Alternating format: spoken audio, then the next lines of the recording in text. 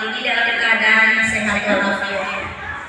Pertama-tama saya ucapkan terima kasih kepada Ibu Bapak Guru yang telah sudi meluangkan waktunya di sela-sela kesibukan Bapak Ibu semua di kelas untuk memberikan dukungan kepada saya dalam rangka pengimbasan dari materi yang kurang lebih 2 bulan ini saya terima di program Guru Penggerak.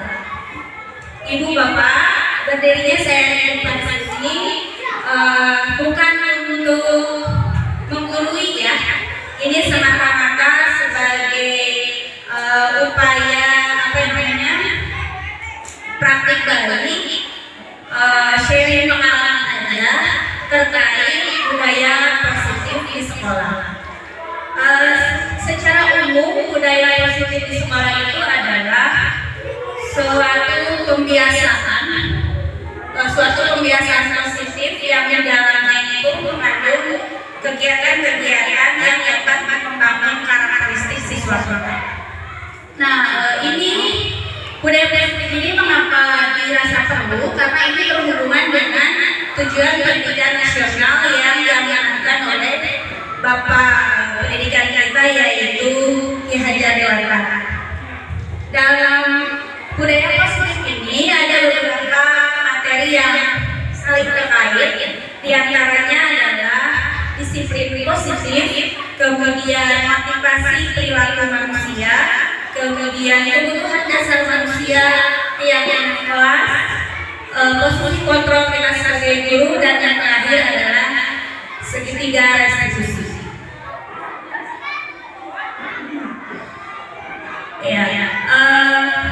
Seperti yang kita ketahui bahwa pendidikan di Indonesia sekarang ini tentunya tidak terlepas dari peran Bapak Pendidikan kita yang Ki Hajar Dewantara, yang menurut beliau tujuan pendidikan nasional itu adalah menuntut segala kodrat yang melekat pada diri anak-anak kita agar mereka dapat mencapai kebahagiaan dan keselamatan yang setinggi-tingginya, baik sebagai manusia maupun sebagai bagian dari masyarakat.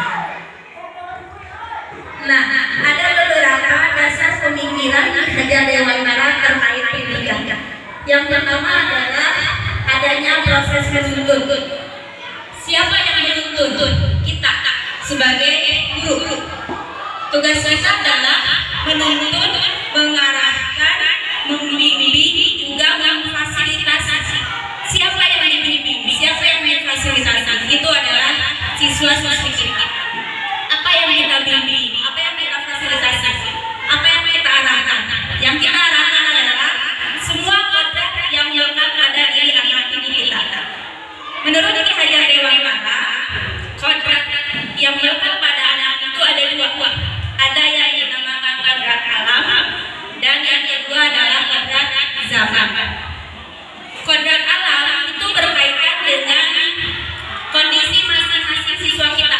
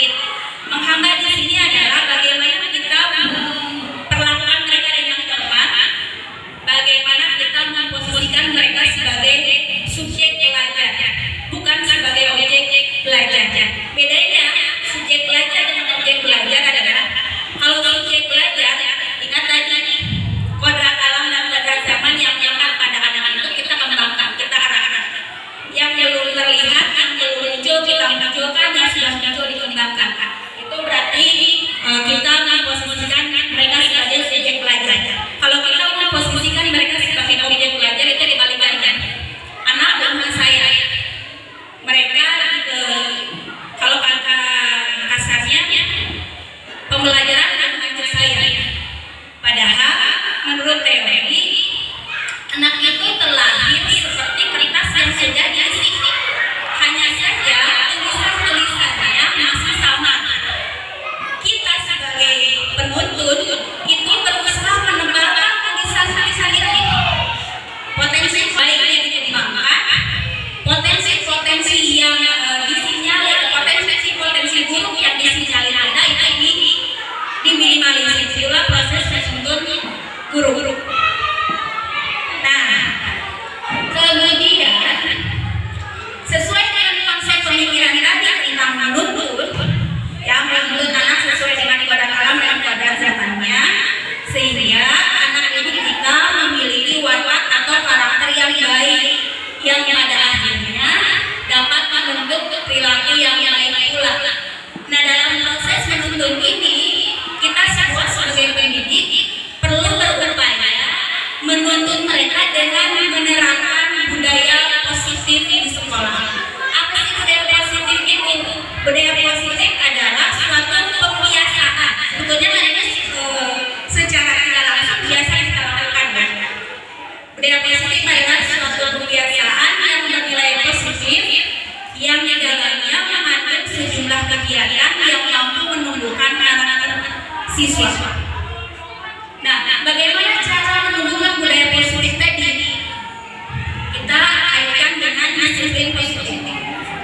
Untuk membangun budaya positif di sekolah, maka sekolah perlu menyediakan lingkungan yang positif juga.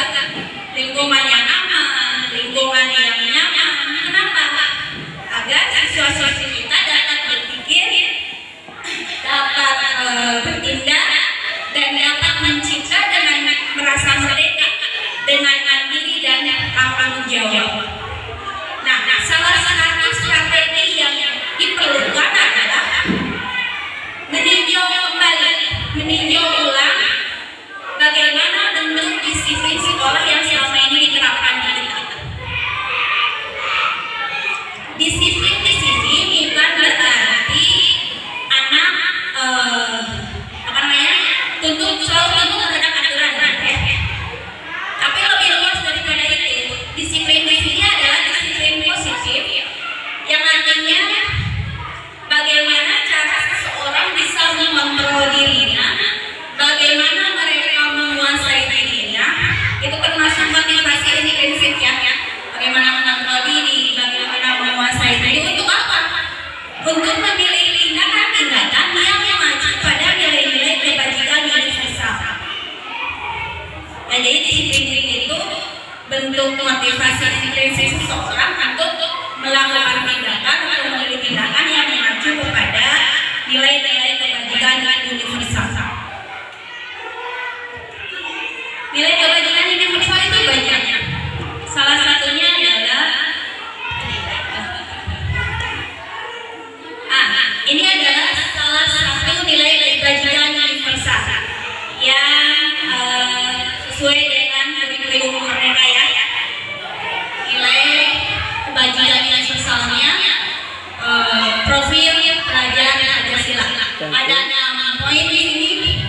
Ada beriman, bertakwa kepada Tuhan Yang Maha Esa dan berakhlak mulia. Bagaimana mereka berkebinekaan global, bergotong royong, kreatif, mandiri, dan juga bernalar kritis. Kemudian bagaimana kita bisa membangun disiplin positif? Sebelumnya ada yang harus kita pahami dulu terkait bagaimana seseorang berperilaku. Seperti tadi dikatakan dalam disiplin positif itu adalah bentuk motivasi intrinsik untuk memilih tindakan sesuai kebajikan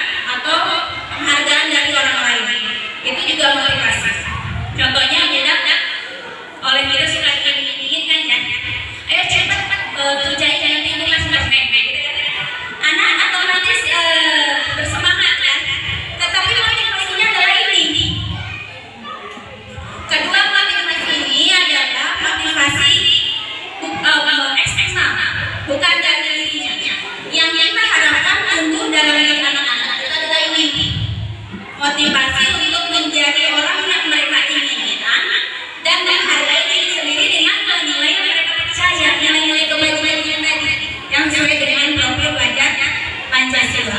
Nah ini tiga ini yang kita sebagai guru tidak boleh lupa. Jangan juga kita sebagai guru merasa berhasil ketika anak nurut karena diiming-imingi sesuatu, karena itu perubahannya tidak akan berlangsung lama. Ya, setelah anak besar kan nanti balik lagi ke asal. Tetapi kalau motivasi intrinsipnya yang ini, itu akan terus melekat pada diri anak dan menjadi perubahan, dan nantinya akan menjadi sebuah budaya. Ya. Nah, selain motivasi perilaku manusia, kita juga sebagai guru harus juga memahami 5 kebutuhan dasar manusia. Kita pahami bersama bahwa seluruh tindakan manusia itu pasti memiliki tujuan, kan? Kita dari mana ada sekolah ada tujuannya, kan? Nah, semua yang kita lakukan itu adalah usaha terbaik kita untuk mendapat apa yang kita inginkan. Ketika kita mendapatkan apa yang kita inginkan, di sisi pula saat itulah kita sedang memenuhi satu atau lebih dari kebutuhan dasar kita sebagai manusia. Kebutuhan dasar kita itu apa saja? Ada 5. Ada kebutuhan untuk bertahan hidup. Ini bersifat fisiologis, ya, lebih kepada pemenuhan fisik ya, makanan, pakaian. Ada juga kebutuhan kasih sayang yang dasar diterima. Kemudian ada kebutuhan akan kebebasan, ada kebutuhan akan kesenangan, dan juga kebutuhan atas penguasaan. Nah, 5 kebutuhan dasar ini yang dalam seharian kita sering kita temui. Ya, ketika misalnya anak didik kita lagi ngajar nih, lagi anak-anak ceramah, udah menurut tadi kan? Ketika kita sedang mengajar, anak berbilang tidak sesuai dengan yang kita harapkan, padahal saat itu mereka sedang berusaha memenuhi kebutuhan dasarnya, ya kan? Udah merangkul ceramah terus dan gambar. Mungkin dia kebutuhan kesenangannya atau kebebasannya yang tidak terpenuhi karena mereka misalnya belajar tidak suka hanya dengan mendengarkan bapak gurunya ceramah aja. Jadi mereka melakukan aktivitas lain. Atau misalnya ketika sering kita temui anak-anak yang majer saja, mungkin saja ketika dia majer, kebutuhan dasar ada yang tidak terpenuhi, misalnya kebutuhan survival dari rumah masakan oleh orang tuanya hanya kasih uang jajan, dia lapar kan, makanya dia minta ketemunya, itu kebutuhan dasar. Atau misalnya yang lain, ketika di kelas yang lain sedang berdiskusi ada anak yang perlu sendirian, atau misalnya melakukan aktivitas sendiri, kita jangan ujung-ujung marah, ingat-ingat oh mungkin ada kebutuhan dasar dia tidak terpenuhi, apa rasa kasih sayang yang pengen diperhatiin gitu. Kita sebagai gurunya anak tercapai, ya kan? Atau pengen merasa diterima oleh komunitasnya, gitu ya. Nah ini 5 kebutuhan dasar manusia yang kadang kita lupa. Ketika anak berulang, kadang kita lupa ada semata-mata yang memenuhi kebutuhan dasarnya. Walaupun pemenuhan kebutuhan dasar mereka ini kadang mengganggu proses pembelajaran. Nah, bagaimana caranya? Bagaimana menjembataninya antara kebutuhan dasar manusia dan upaya disiplin kelas?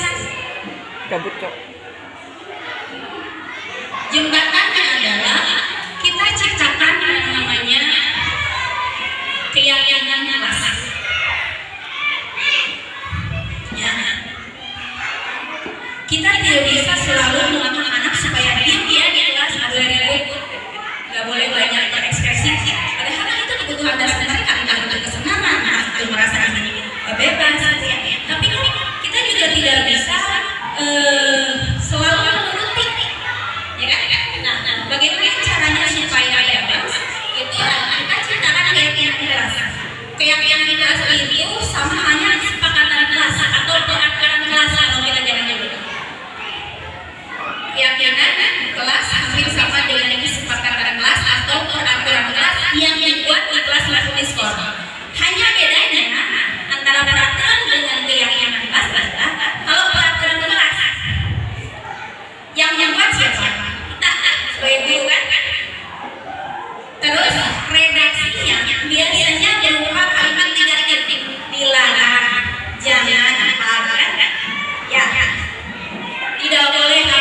gondrong, tidak boleh minum di kelas.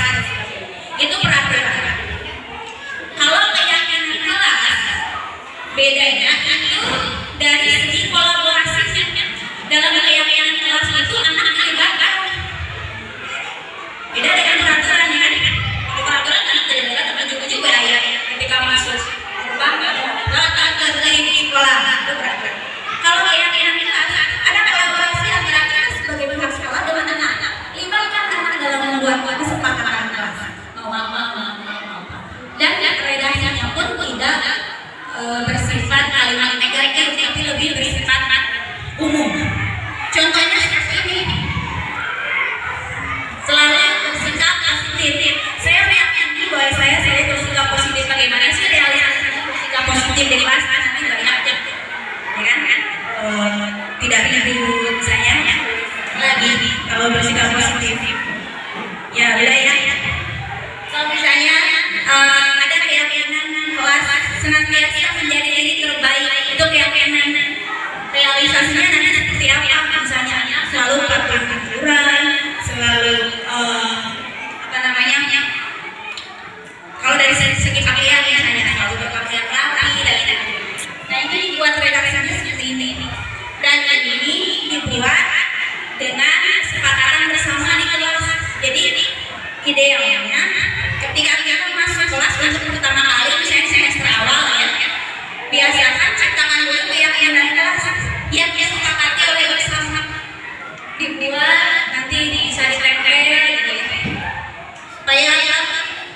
supaya dalam pelaksanaannya anak-anak ya karena keyakinan berarti kan dia yakin betul karena dia sendiri yang dia sendiri yang membuat ya kan, dia tahu manfaatnya secara betul. Beda dengan peraturan nasi sih ini kayak kemarin kelas 5 pun nasi lalu gondrong karena kan kita buat peraturan tidak mereka tidak berusaha menyadari apa sih manfaat ini. Nah itu keyakinan di kelas. Setelah dibuat keyakinan kelas, apakah akan menjamin disiplin positif itu akan muncul? Perlu ada kontrol kita dari guru. Posisi kontrol guru di sini yang berperan. Posisi kontrol guru ini merupakan suatu posisi yang dapat digunakan oleh kita sebagai guru dalam memantau budaya positif terhadap anak, khususnya dalam penanaman disiplin tadi. Karena kan keyakinan kelas itu keluarannya ingin menanamkan disiplin positif kan. Nah, cara mengontrolnya dengan ini. Ada 5 posisi kontrol kita sebagai guru. Ada posisi kontrol guru sebagai penghukum. Ada posisi kontrol guru sebagai pembuat merasa bersalah. Ada posisi kontrol guru sebagai pemantau. Ada posisi kontrol guru sebagai pemantau dan yang terakhir adalah posisi kontrol guru sebagai manajer. Kelima-limanya ini beda. Bagaimana sih posisi kontrol guru sebagai penghukum?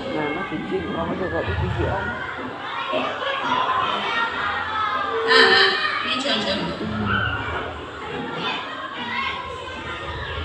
Posisi kontrol guru sebagai dari mana penghukum, pembuat merasa bersalah, teman, pemantau dan manajer. Posisi kontrol guru sebagai penghukum dan pembuat merasa bersalah berarti kita itu memberikan stigma bahwa mereka itu orang yang gagal. Guru yang posisi kontrolnya sebagai penghukum biasanya itu terlihat galak, apa-apa dan berbolak-balik misalnya, begitu. Menghati, bahkan juga menyindir dan menghina gitu ya. Kata-katanya yang kalau gimana sih penghukum seperti keras ya, bolot gitu. Apa yang terjadi pada anak? Hasilnya adalah anak itu jadi pemberontak. Mungkin saja dirinya ada rasa dendam dari hati. Saya dicarikan ke guru saya padahal saya tidak mau. Saya ketika anak ngobrol, keluar tuh saya itu posisi kontrol sebagai penghukum. Apa korelasinya ketika anak sedang belajar mengerjakan tugas kelas dengan mengerjakannya? Saya tidak ada hubungannya. Itu posisi kontrol sebagai penghukum dan diupayakan nanti tidak kita lakukan karena hasilnya anak yang memberontak saja, merasa tersakiti, ya. Mungkin saja ada dari dalam seluruh. Seperti saya dulu pernah ketika SMA saya telat sekali-kalinya saya telat. Padahal angkotnya yang sedang demo datang ke kelas, saya naon langsung dicarekan. Nah, hari kamu kekurangan. Sok nangtung, saya ditangtungkan ke depan. SMA kelas dulu ditangtungkan kan malu. Depan teman-teman lagi. Asam ada rasa si guru itu nanya, kenapa saya begitu? Aku tadi tanya. Si guru itu nanya ujung-ujungnya bukan baik. Ada dendam. Sampai sebulan saya pernah masuk pelajaran dari sini itu. Matematika. Kalau kita berlaku seperti ini, sampai anak merasa sakit hati, sampai motivasi belajar jadi berkurang, kita jual kan? Masa orang udah benar dicari-cari. Ya. Yang kedua adalah posisi membuat merasa bersalah. Bagaimana anak buat kesalahan itu kita sebagai guru jadi kayak memelas. Masih teman-teman gitu itu kerja ke ibu ini sebenarnya capek-capek. Cik, kamu tuh ganggu. Kerja-kerja, jaga-jaga, singkatnya ya kayak ini. Begitu. Jadi atau misalnya berceramah, lalu ketika anak salah berceramah, pokoknya kamu tuh salah sampai menimbulkan rasa di diri anak-anak saya salah. Apa hasilnya kalau kita terus posisi kontrol kita hanya pembuat merasa bersalah? Hasilnya adalah anak menyembunyikan. Ketika mereka melakukan suatu tindakan yang salah, menyembunyi, menyangka untuk saya udah sedikit untuk kalau posisi kontrol kita sebagai guru adalah pembuat merasa bersalah. Aduh ini saya si IPK kecil itu saya. Ya mending kalau dia berubah. Kalau ini kita bermana ya. Dan yang ketiga adalah posisi kontrol guru sebagai teman. Nah, ini salah saya sekali ini. Bagaimana sih posisi kontrol guru sebagai teman? Kayak ngakak aja dengan anaknya. Kalau wanita kerja, itu saya mau kerja aja. Kayak ibu dari kerja bisa. Terus kerja kenapa kita dulu lain ibu nih ngomong. Gitu. Itu sebagai teman. Efeknya apa kan? Mereka tergantung berubah itu atau melakukan tindakan baik itu beda dengan guru mereka. Tapi kalau ke guru lain mungkin beda lagi. Atau ketika gurunya tidak ada lain lagi. Anak kelas 2 guru hanya ngomong saja. Karena perlakuan mereka seperti teman. Ketika guru lain yang datang,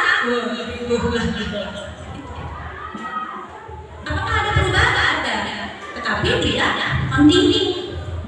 Yang keempat adalah posisi kita sebagai pemantau, guru pemantau. Bagaimana posisi kontrol guru sebagai pemantau? Guru yang memposisikan diri sebagai pemantau itu biasanya baik-baik, apa-apa ninggalin kali report. Ketika anak jatuh PR, ngecek, mau 3 hari kerjakan PR, kan? Cing, misalnya bilang mas kita apa? Kamu 3 kali udah jatuh PR, kata si anak, pulanglah telat, udah nanti kamu telat. Itulah posisi kontrol kita sebagai pemantau. Apa hasilnya? Perilaku anak itu hanya berperilaku baik kalau diawasi saja. Kalau pengawasannya longgar, ya berulang lagi. Atau dia sama itu guru itu saja, kasih ini yang tahu datanya. Saya posisi kontrolnya sebagai pemantau saja bisa. Nyata ketika pelajarannya saya, atau pelajaran beliau, PR saya dikerjakan, misalnya guru yang lain saya tegur. Nah ini yang dikenal. Nah posisi kontrol yang kedua adalah posisi sebagai manajer. Nah katanya ini yang diharapkan diperhatikan oleh kita sebagai guru. Posisi kontrol sebagai manajer.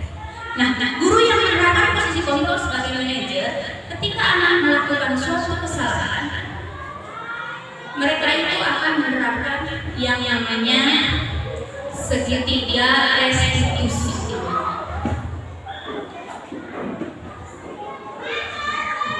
Ada yang segitiga restitusi. Segitiga restitusi itu merupakan proses menciptakan kondisi bagi murid untuk memperbaiki kesalahan sehingga mereka dapat kembali pada kelompoknya dengan karakter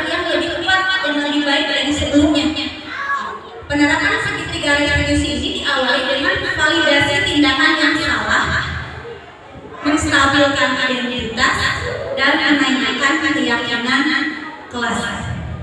Ini yang diharapkan kita terapkan pada anak didik kita. Jadi kalau anak didik kita melakukan kesalahan, ujung-ujungnya tanya, nah si mereka itu, ya. Tapi yang ditanya dulu, kenapa? Karena kita ada keyakinan dalam diri bahwa setiap orang itu pasti melakukan kesalahan. Orang tidak itu. Dan yakinkan pada mereka juga bahwa bukan mereka saja yang pernah salah. Kayak misal anak datang terlambat ke sekolah, ulah-ulah ujung nggak mendengar, kamu ada telat, tuh lari singgung beli pikiran, ya anak itu tepat. Ya, tidak ada disiplin positif nantinya. Tanya, kenapa kesiangan dari rumah jam berapa? Tadi ada yang bangunin, tidak salah. Anak nanti ngomong kan, ya udah nggak apa-apa. Toh itu juga pernah kesiangan, saja. Terus gimana anak caranya supaya tidak kesiangan? Nah di sini tahap yang kedua, validasi tindakan yang salah. Kumaha cara namanya kesiangan ini? Nanti anak ngomong tuh, nyabu bawa tentang malam hari ini, atau malam untuk main game lain, gitu kan? Selain itu, tanyakan juga keyakinan kelas. Nah, misalnya, apakah ketika kamu kesiangan itu sesuai tidak dengan keyakinan kelas kita? Pasti kan anak begitu, kita pertanyaannya gitu. Anak pasti jawabnya tidak, itu tidak sesuai dengan keyakinan kelas yang kita buat. Kita balik lagi, kudu maha, kan gitu. Terus kalau misalnya anak sudah tahu saya harus begini, itu gimana dari kita tunggunya? Tapi anak sendiri. Nah, apa? Ya, saya tidurnya kalau udah terlalu malam, nonton tidurnya sampai jam 8 aja, misalnya. Setiap hari supaya tidak kesiangan. Itu poin-poin penyelesaian yang mereka kemukakan sendiri. Penguatannya adalah kayak kita tuh, ya udah, kamu melakukan kapan? Nah, itu adalah hal yang kita terapkan ketika posisi kontrol kita itu sebagai manajer. Balik. Ya, jadi dengan posisi kontrol sebagai manajer itu diharapkan disiplin diri anak itu lebih kuat dibanding dengan posisi kontrol yang keempat tadi. Posisi kontrol sebagai penghukum, pembuat masalah salah, sebagai teman, ataupun juga sebagai pemantau. Gitu. Nah, dari itu ibu bapak materi tentang apa tadi? Budaya positif, ya, suatu kebiasaan yang positif yang mengandung sejumlah kegiatan yang menumbuhkan karakternya itu adalah dengan membiasakan budaya yang positif. Salah satu cara menumbuhkan budaya yang positif adalah dengan keyakinan yang kita buat, keyakinan kelas, bukan yang kita buat, keyakinan kelas yang dibuat bersama dengan kita dan anak-anak kita. Setelah keyakinan kelas dibuat, posisi kontrol kita ya jangan lupa. Ada 5 posisi kontrol kita sebagai seorang guru. Ya, posisi kontrol kita sebagai seorang guru. Ya. Dan yang terakhir adalah segitiga restriktif. Begitu. Ibu lupa. Ada pertanyaan? Mangga.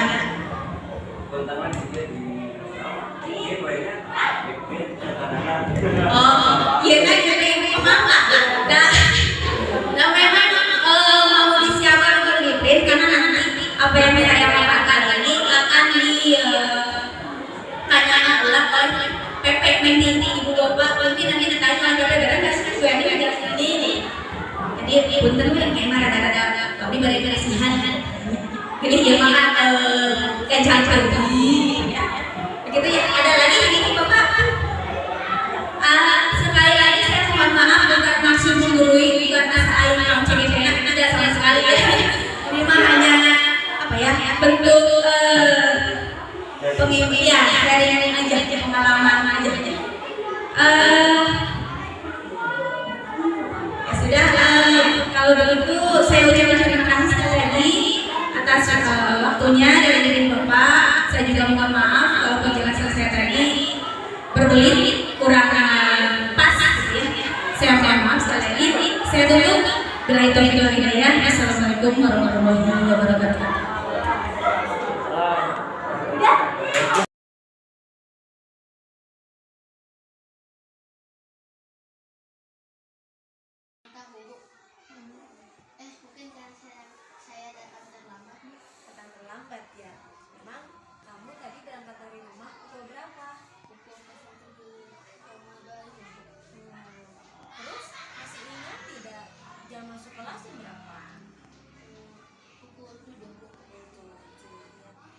telat ya.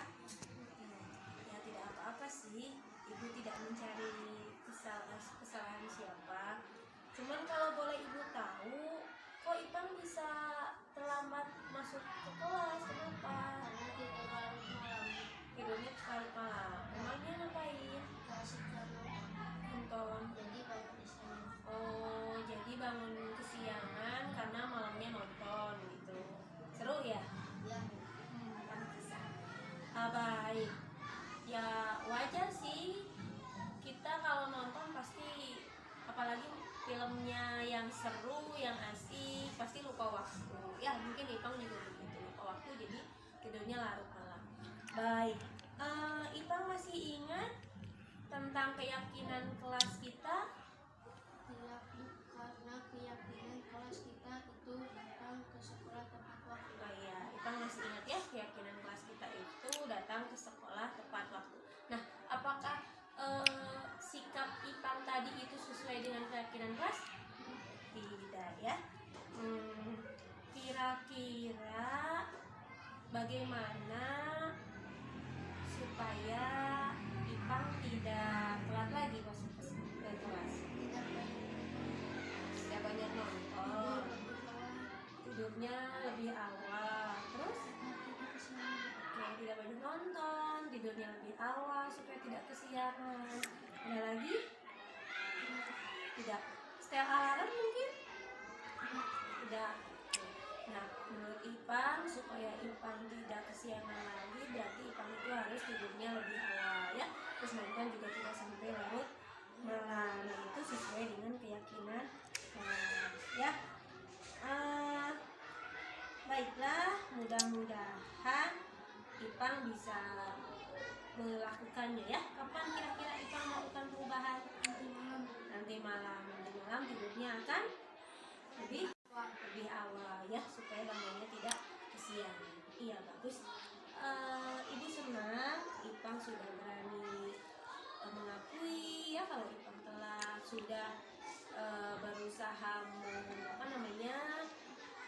mencoba alternatif menyelesaikan masalah Ipang ya, supaya tidak telat lagi.